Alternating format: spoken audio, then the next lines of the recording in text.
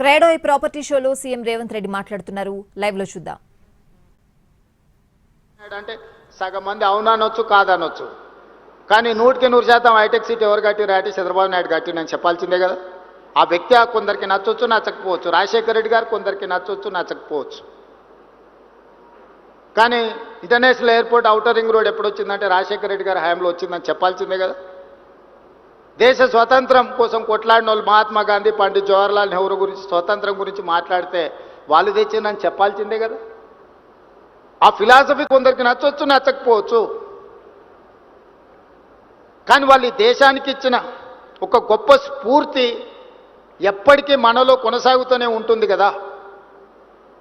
ఈరోజు తెలంగాణ కూడా ఓ youngest chief మినిస్టర్గా ఒక అగ్రికల్చర్ ఫ్యామిలీ నుంచి, రూరల్ బ్యాక్గ్రౌండ్ నుంచి వచ్చిన నాకు పెద్ద పెద్ద ఇంగ్లీష్ చదువులు చదువుకోకపోవచ్చు, కానీ నాకు కామన్ సెన్స్ ఉంది. Common sense is biggest asset for any one. Language is not an a knowledge, language is only for communication. అమెరికాలో బిచ్చమెత్తుకునేటోని కూడా ఇంగ్లీష్ వస్తుంది, వాని ఊర్లో మాట్లాడుకునేదే ఇంగ్లీష్, బాత్రూమ్ కడిగేటోని కూడా ఇంగ్లీష్ వస్తుంది. జపాన్కి జర్మన్కి ఇంగ్లీష్ వచ్చా, వాళ్ళకి చైనాకి ఇంగ్లీష్ వచ్చా? ప్రపంచ దేశాలను చైనా, జపాన్, జర్మన్ శాసిస్తుంది కదా, ఎంతమందికి ఇంగ్లీష్ వచ్చా? దేశంలో పరీక్ష పెట్టుండ్రి. తెలివితేటలకు చిత్తశుద్ధికి భాషకు సంబంధం లేదు. భాష వచ్చిన వాళ్ళందరూ విమానాలు నడుపుతలేరు, భాష వచ్చిన వాళ్ళందరూ రాకెట్లు తయారు చేస్తలేరు. భాష వచ్చిన వాళ్ళు బట్టల షాప్లో బట్టలు అమ్ముతారు, బాత్రూమ్లు కడిగేటోళ్ళు కూడా ఉన్నారు భాష వచ్చిన వాళ్ళు. అదేం పెద్ద విద్య అని నేను అనుకోవడం లేదు. మంచిదే ఒక అడిషనల్ క్వాలిఫికేషన్. కొందరికి సాంస్క్రిట్ వచ్చు, కొందరికి జర్మన్ వచ్చు, కొందరికి అదర్ లాంగ్వేజ్, అడిషనల్ క్వాలిఫికేషన్ అది. I do appreciate. ఆ భాష వస్తే మంచిది, ఇంకొక భాష ఎక్స్ట్రా నేర్చుకుంటే. పివి నరసింహారావు గారికి 14 భాషలు వచ్చేది.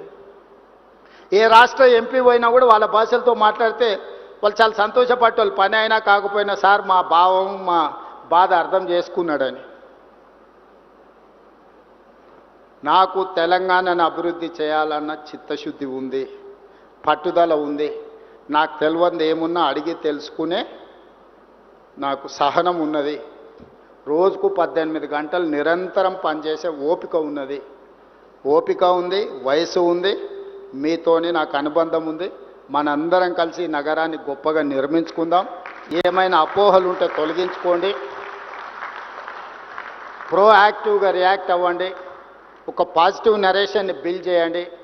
రియల్ ఎస్టేట్ ఈజ్ ఫైనల్గా ఒకటే మాట చెప్పుకున్నారు, రియల్ ఎస్టేట్ ఈజ్ సెంటిమెంట్.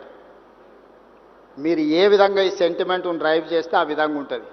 అదే ₹1,00,000 ఎకరం అంటారు, ఒక 6 నెలలు ఉరితే అదే ₹1,00,00,000 అంటారు. ఆ ₹1,00,00,000 100 కోట్లకు కూడా పోయింది.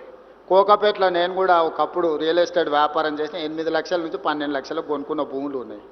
కానీ అదే కోకాపేటలో ఈరోజు 100 కోట్లు, ఓ రోజు 14 కోట్లు అయింది, ఇప్పుడు 100 కోట్లు అయింది. భూమి అనేది ఒక సెంటిమెంట్, రియల్ ఎస్టేట్ అనేది ఒక సెంటిమెంట్. ఆ సెంటిమెంట్ను మీరు ఎంత పాజిటివ్గా ముందుకు తీసుకెళ్తే మీకు అంత ప్రయోజనం ఉంటుంది.